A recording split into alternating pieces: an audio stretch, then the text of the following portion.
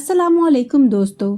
आज की कहानी में आगे बढ़ने से पहले अगर अभी तक आपने हमारे चैनल को सब्सक्राइब नहीं किया तो जल्दी से चैनल को सब्सक्राइब कर लें ताकि आपको ऐसी ही कहानियाँ वक्त पर मिलती रहें। आसफा मेरी हम जमायत थी। वो हमारे पड़ोस में रहती थी। पढ़ाई में बहुत अच्छी थी। उसका इरादा एफएससी के बाद मेडिकल कॉलेज में दाखिला लेने का था। जिन दिनों हम एफएससी साल 2 के पर्चे दे रहे थे उसके वालिद की नौकरी जाती रही। उसके वालिद एक ऐसे महकमे में थे जो मुल्क भर में रिश्वत के मामले में मशहूर है, मगर वो ईमानदार आदमी थे। रिश्वत की तलब उन्हें छूकर भी नहीं गुजरी थी। इसी वजह से अपने राशि अफसरान को खुश न कर सके और उन्हें किसी छोटी सी गलती के बहाने से मुअत्तल कर दिया गया। तभी उन्होंने ज़मीर फरोशी से बेहतर जाना कि इस्तीफा दे दें। इस तरह मुलाजमत से हाथ धो बैठे। आसफा को सब बोंगी समझते थे, मगर वो खासी समझदार और हसास थी।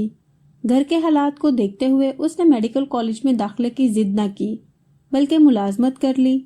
यूं वो अपने बाप का सहारा बन गई। उसकी वालदा भी एक सुघड़ औरत थी। तंगी के बावजूद किसी न किसी तरीके से वो घर की गाड़ी खींच रही थी। भाई दोनों छोटे थे और कमाने के लायक न थे। आसफा एक स्कूल में टीचर हो गई थी। वो सुबह स्कूल जाती और शाम को ट्यूशन पढ़ाती। 4 पैसे इकट्ठे होते और घर की दाल रोटी चलती थी। उन पैसों में से आसफा की माँ कुछ रुपए बचा लेती कि आखिर बेटियों को भी ब्याना था। उन्हीं दिनों पड़ोसन फरीदा ने एक रिश्ता बताया। लड़का किसी मिल में काम करता था। लड़के की माँ आई तो उसने आसफा की बजाय चौथे नंबर वाली बहन को पसंद कर लिया। अक्लमंदी का सबूत देते हुए आसफा ने माँ पर दबाव डालकर अपनी बहन की शादी उस लड़के से करवा दी। जो थोड़ी बहुत जमा पूंजी थी, शादी पर खर्च करके वो लोग फिर से खाली हाथ हो गए। मेरी दोस्त आसफा एक बार फिर मशीन की तरह काम करने लगी। उसी दौरान उसने कुछ रुपए इकट्ठे किए और अपने स्कूल के क्लर्क से अपने 5वें नंबर वाली बहन को ब्याह कर वालिदैन का एक और बोझ हल्का कर दिया। बहन की शादी के बाद जब वो स्कूल गई तो उसने सुना कि उसकी साथी टीचर अपने उम्र रसीदा मामू के लिए रिश्ता तलाश कर रही है। ऐसी बेवा या बांझ औरत का रिश्ता जो उसके मामू की तन्हाई दूर कर सके और जिंदगी के बाकी मांदा सफर में उसका साथ दे सके, दुख सुख में उसका ध्यान रखे। ये बात कुछ दिनों तो स्टाफ रूम में गर्दिश करती रही, फिर आई गई हो गई, लेकिन आसफा ने इस बात को ना भुलाया। वो उस शख्स के बारे में सोचती रही जिसकी जीवन साथी उसे इस उम्र में तन्हा कर गई थी और बच्चे भी सब शादीशुदा होकर सब अपने अपने घरों के हो गए थे। एक दिन उसने अपनी साथी टीचर आयजा को घर बुलाया और उससे उसके मामू के रिश्ते के बारे में दरियाफ्त किया। आयजा ने तफसील से बताया कि मामू रशीद साहब की उम्र 50 साल के करीब है, ताहम वो अपनी उम्र से कम नजर आते हैं क्योंकि सेहत अच्छी है। आयजा के ये मामू कई मुरब्बा अराजी के मालिक थे। उनकी 2 फैक्ट्रियां भी चल रही थी। मालदार थे, किसी शय की कमी न थी। कमी थी तो सिर्फ यही कि उनके जाती काम और उनकी देखभाल का असल जीवन साथी ना रहा था। अगले दिन आयजा के मामू उसको लेने आए तो नजमा ने गेट से एक नज़र देखा। वह ऊंचे लंबे खूबसूरत, खासे स्मार्ट और चाको चौबंद नजर आ रहे थे। आसफा ने सोचा अगर मैं इस आदमी से शादी कर लूं तो घर के बहुत से मसाइल हल हो सकते हैं। अगले दिन उसने आयजा से कहा कि मैं तुम्हारे मामू से शादी करने को तैयार हूँ, तुम रिश्ता तय करा दो। ये सुनकर वो लड़की परेशान हो गई। बोली, तुम होश में हो? इतनी ज्यादा उम्र के आदमी से शादी करोगी? ये तुम्हारा पागलपन है। तुमको किसी कंवारे नौजवान का रिश्ता मिल सकता है। आसफा ने मगर बहुत सोच विचार के बाद ये फैसला किया था। एक बार फिर अच्छी तरह सोच विचार कर लो, कहीं बाद में पछताना न पड़े। मगर मेरी दोस्त ने सोच लिया था कि उसकी कुर्बानी से बाकी तमाम खानदान बन जाएगा और चंद दिन ऐशो इशरत के वो भी देख लेगी, फिर सुकून से जी सकेगी। आयजा उसे समझाती रही कि अभी तो ऐश होंगे मगर बाद में उसके लिए तकालीफ पैदा हो सकती हैं, इसलिए अपनी जवानी को दांव पर लगाना अक्लमंदी नहीं।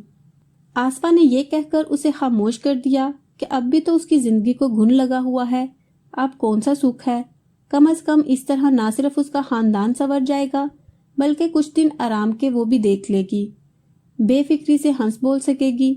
आयजा ने आसफा को अपने मामू का पता दे दिया और कहा कि वो खुद या अपने घर वालों के जरिए उनसे राब्ता कर ले। वो ये रिश्ता अपने हाथों से नहीं करवाएगी। सच है, गरीबी और लाचारी कभी कभी कितना बेदस्तों पा कर देती है कि इंसान न चाहते हुए भी وہ کیا کچھ کرنے پر مجبور ہو جاتا ہے، اور جب وہی مجبور عزت کی زندگی جینے کی خاطر کسی کے دامن میں پناہ لیتا ہے تو دنیا کیسے کیسے نشتر نہیں لگاتی۔ بہرحال آصفہ نے رشید صاحب سے خود ملاقات کی اور شادی کی پیشکش کی۔ رشید صاحب بھی سوچ میں پڑ گئے۔ اچھی طرح سوچ لو، بعد میں کہیں تم کو پچھتانا نہ پڑے۔ میں نے اچھی طرح سوچ لیا ہے، آصفہ نے جواب دیا تو رشید صاحب آمادہ ہو گئے۔ آخر کو وہ مرد تھے، کم عمر، پڑھی لکھی اور خوبصورت بیوی مل رہی تھی۔ ان کو کیا تھا، وہ تو بیوہ یا طلاق یافتہ ڈھونڈ رہے تھے۔ ادھر جوان اور کنواری لڑکی کا رشتہ بن مانگے مل گیا، لیکن آصفہ نے اپنی کچھ شرائط بھی پیش کر دی جن کو انہوں نے بلا چون چرا مان لیا۔ شرائط کے مطابق رشید صاحب نے 3 ماہ کے اندر اندر اس کے بہنوئی کو کپڑے کا کاروبار کرا دیا اور رقم قرض حسنہ کے طور پر دی۔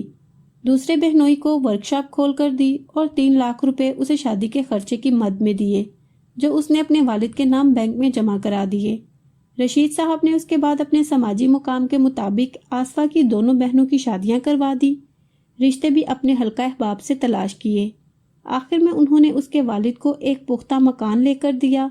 یوں اس لڑکی نے اپنی زندگی کا نفع بخش سودا اپنے عمر رسیدہ خاوند سے کیا، لیکن اپنے گھر والوں کے سکھ اور آرام کے عوض اس نے رشید صاحب کے ساتھ عمر بھر کی وفاداری نبھانے کی قسم جو کھائی اس کو نبھا بھی دیا۔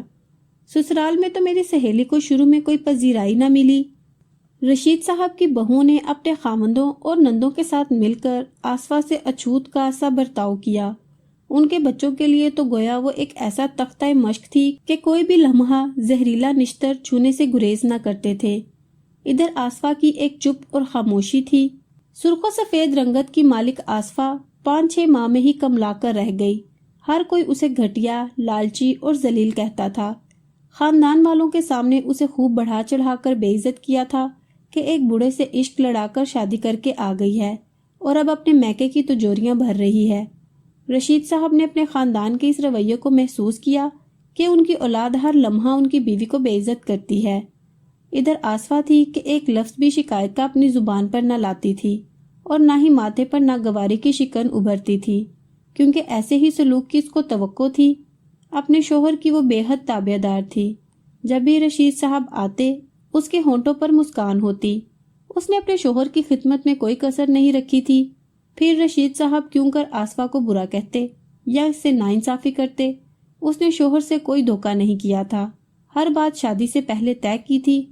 ان دنوں تو وہ بڑی خوش تھی جب ان کی خدمت اور اطاعت کو دیکھتے ہوئے شوہر نے اس کو ایک پوش علاقے میں بڑا سا خوبصورت گھر سجا سنوار کر تحفے میں دیا اور خود بھی اس کے ساتھ وہیں شفٹ ہو گئے۔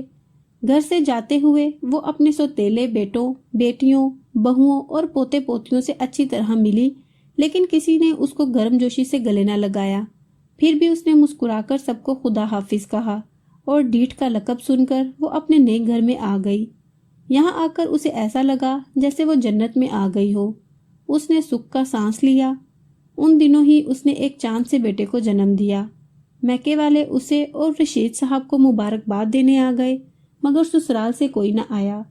رشید صاحب نے البتہ دوستوں کو دعوت کھلائی، بیوی کو قیمتی تحائف دیے اور بچے کا نام ماہتاب رکھا۔ یوں آصفہ بھی تمام تکلیفیں بھول کر بچے کی پرورش میں لگ گئی، مگر اسے یہی فکر کھائے جاتی تھی کہ اگر رشید صاحب کو کچھ ہو گیا تو اسے اور اس کے بچے کو دیکھنے والا کون ہوگا۔